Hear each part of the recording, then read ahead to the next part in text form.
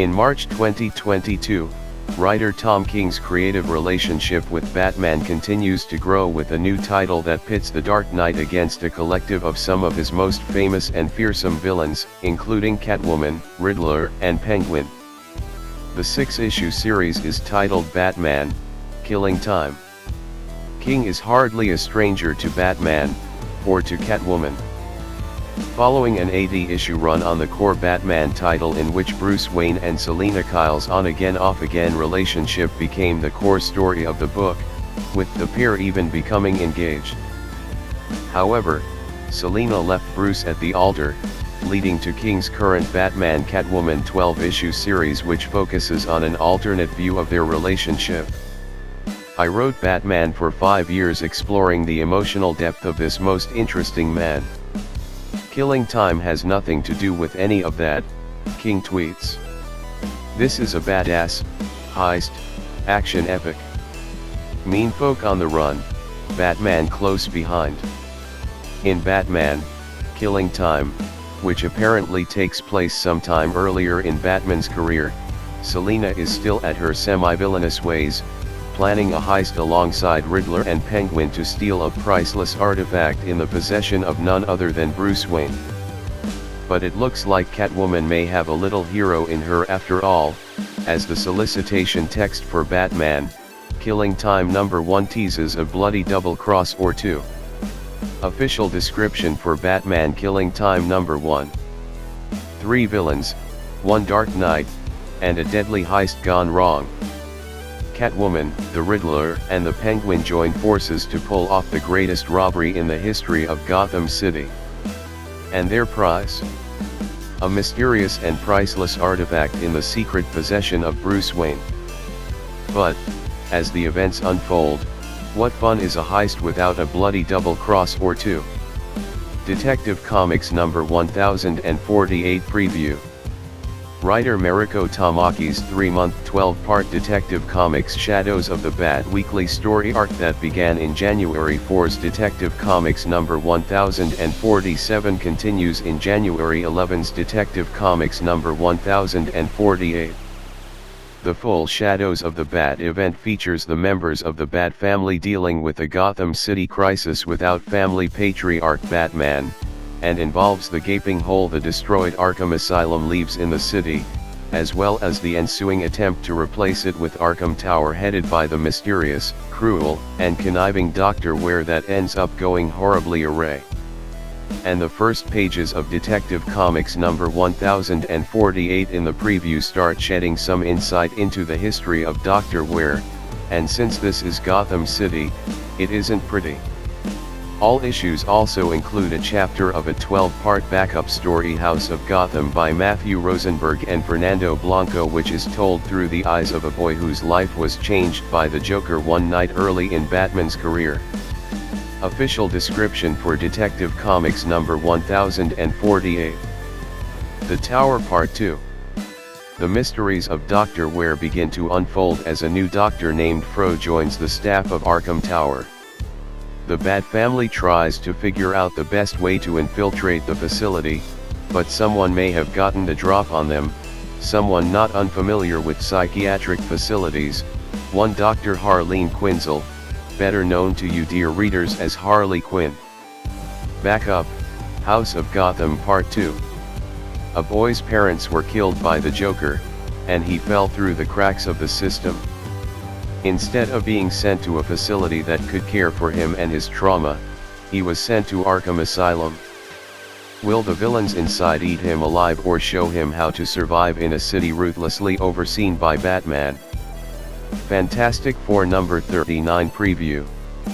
The Reckoning War is coming to the Fantastic Four, but before the team can handle that, they have a personal matter to attend to. One of their greatest Fantastic Four villains is seeking custody of one of the Richards' children. The Wizard is suing the Richards family for custody of Bentley 23, one of the Richards' adopted children. How can he claim parental rights like that? Well, Bentley 23 is a clone of the Wizard, one of many the villain created as fodder in his long-running battle against the superhero team. Debuting back in 2009's Fantastic Four number 570, Bentley 23 was rescued by Reed Richards and taken in as part of the Fantastic Four family, later becoming enrolled in the Future Foundation alongside Franklin Richards, Valeria Richards, and others. This legal battle is coming to a head in January 12's Fantastic Four number 39, but may be sidetracked due to another issue going on with the Human Torch.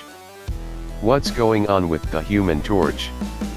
A few issues back, Doctor Doom was able to forcibly amplify Johnny Storm's fiery powers. The result is the Human Torch is burning stronger than ever, but can't turn it off. Official description for Fantastic Four, 2018, number 39. A day of reckoning is coming for both the Marvel Universe and the Fantastic Four. But first, Mr. Fantastic and the Invisible Woman must survive a very personal family crisis. Guests starring She-Hulk, the TVA, The Watcher and Nick Fury. Marvel Comics is celebrating the 60th anniversaries of Hulk and Thor with a new crossover event. Donny Cates is currently writing the adventures of the Jade Giant and God of Thor in their respective solo comics, but in April they will collide in Hulk vs Thor, Banner of War, a 5-part crossover beginning in Hulk vs Thor, Banner of War Alpha number 1. From there the story will continue in Hulk and Thor's solo titles running throughout May and June.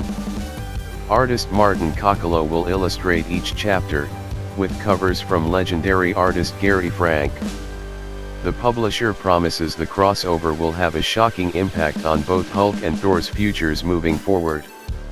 Well, I was a little surprised that Marvel approached me to write this, if I'm being honest. I'm mostly known for writing very small, very quiet, intimate comics, so I had to Sorry. Couldn't keep that up. Yeah, this is gonna be bonkers as hell, guys, Cates said. We're going to break everything. Happy birthday, Hulk and Thor. Hope you enjoy massive amounts of violence. Where do I even start? I get to celebrate Hulk and Thor's 60th anniversaries, which is already amazing and a dream come true, but I get to do it with an insane script by the great Donny Cates and the support of an incredible group of editors. That's just ridiculous. Coccolo said. I'm absolutely honored by this opportunity and I've been giving it my 100%. Hopefully readers will agree. I can only say to all the fans out there to strap yourselves cause this is going to be a wild ride. Marvel teased the event with 2 pieces of teaser art from Martin Coccolo. The first featured Hulk with different text strapped to his body and the phrase Hulk of War at the top and smashing at the bottom. The second was Thor holding Mjolnir surrounded by lightning with the phrase Banner of Thor at the top and thundering at the bottom. The synopsis of Hulk vs Thor, Banner of War reads, in the aftermath of the opening arc of Hulk and the God of Hammers arc currently unfolding in Thor, both Bruce Banner and Thor Odinson have both undergone massive changes, but one thing remains constant: their heated rivalry. When mysterious circumstances bring them into conflict once more, will the God of Thunder be able to triumph against a Bruce Banner who can now control his rage? Preview of Amazing Spider-Man number 85, by Cody Ziegler, Paco Medina, Walden Wong. Previously in Amazing Spider-Man, Peter Parker was injured during a fight against the UFOs, giving Ben Reilly the chance to step up and prove himself worthy of the mantle.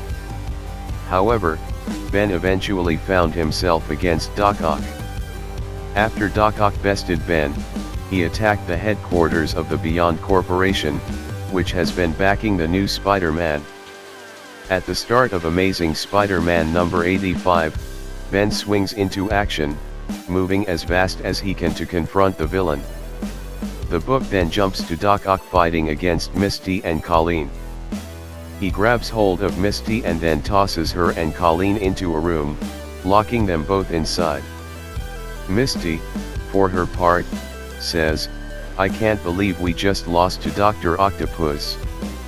Doc Ock then continues his rampage and reaches his target, Maxine Danger. Before he can do her mortal harm, though, Spider-Man swings in. Colleen and Misty were both prominent characters in Marvel's Netflix series. Colleen made her debut in Iron Fist and was a staple of the series. Despite generally negative reviews for Iron Fist, Colleen proved a fan-favorite character. At the end of the series, she officially teamed up with Misty. Official description for The Amazing Spider-Man, 2022, number 85. Dr. Octopus vs Spider-Man at Beyond HQ. It's going to take everything Ben Reilly and the company that backs him has to stop Otto Octavius. But, in the merry Marvel fashion and as with all respectable spider stories, even if Spider-Man wins, he is going to lose. And he is going to lose big. Frank Castle must face his destiny.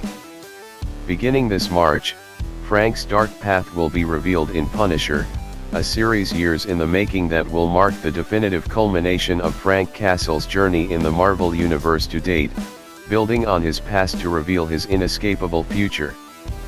Punisher, written by Avengers architect Jason Aaron, will be a 13-issue Prestige limited series.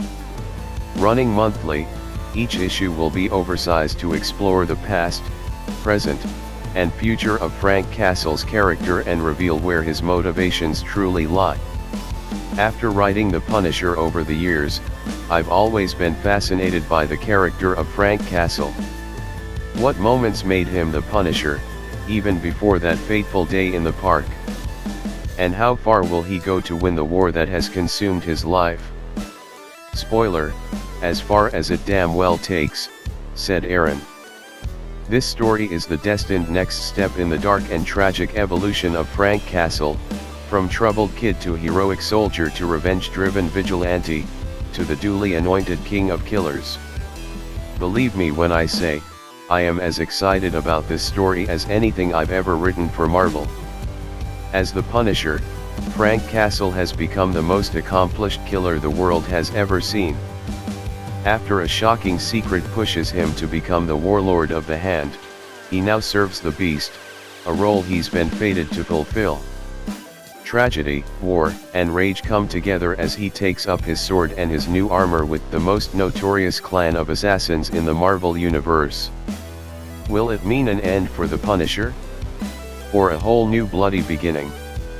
A few years ago, Jason Aaron came into one of our creative summits with a pitch for Frank that made our collective jaws drop, said Marvel editor-in-chief C.B.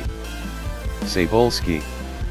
The story Jason is telling, a truly epic tale about darkness, violence, and choices, can only be told with the Punisher at its core.